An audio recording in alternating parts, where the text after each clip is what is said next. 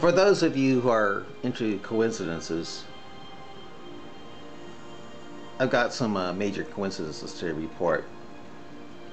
The first one was about 10 years ago.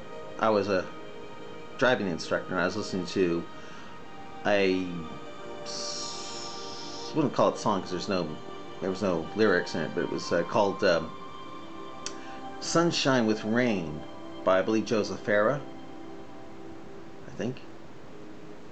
And the reason, what happened was, I was driving, and it was raining, and the sunshine was out, and I thought, I think there's a song or piece on this CD called Sunshine and Rain, Sunshine with Rain. And I saw the number, and I took it out, and by golly, that number matched it. It was Sunshine with Rain, and it just so happened to be raining, and the sunshine was out while I was listening to that. And I thought, wow, that's a coincidence. Another coincidence is where I dropped this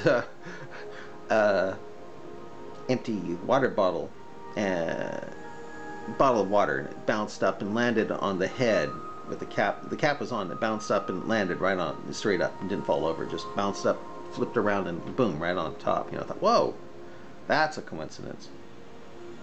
But the biggest coincidence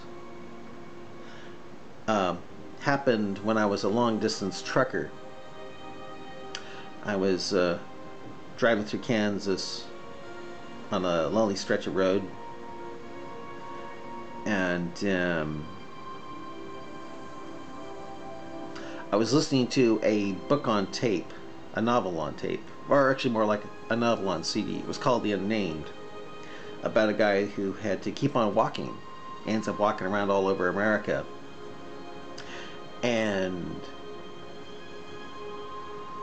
there's a scene in that novel where he's walking down that exact same stretch of road that I was driving on at that time. And this is the thing that's really, is really freaky here. I looked up and saw on that road a gas station called Sinclair, and the logo was a green brontosaurus. I don't know if it still is, but at the time it was. And right when I looked up and saw that, on that novel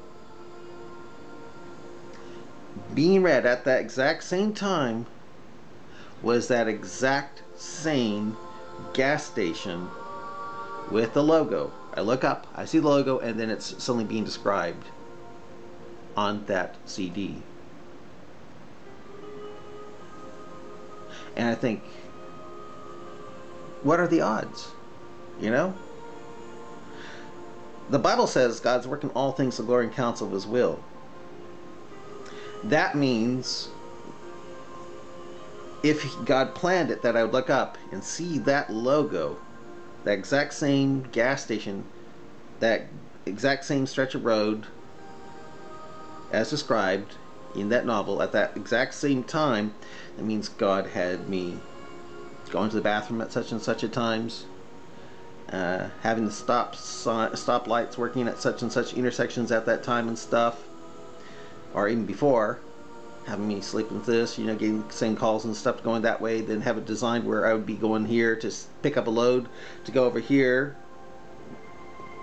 just so I would look up and see that logo of what was described in that novel, that exact same gas station, exact same stretch of road, right at that time.